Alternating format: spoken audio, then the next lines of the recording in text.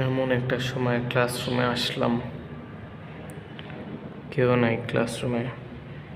ওই যে অনেক সময় ভিডিও বানায় না, যে times when life doesn't feel real, ওরকম লাগতেছে। বসে আছি একা একা আমার ক্লাসরুমে। ভুল টাইমে আসছি, জানতাম না টাইমে আসলে। সো এখন আমি অপেক্ষা করতেছি ক্লাস শুরু হওয়ার।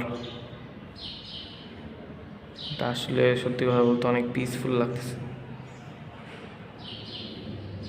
কেমন জানি ফিলিংটা।